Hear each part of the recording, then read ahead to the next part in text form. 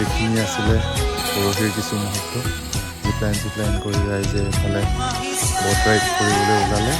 Boat ride কৰি পৰিভ্ৰমী চৰাইৰ জাক চালে।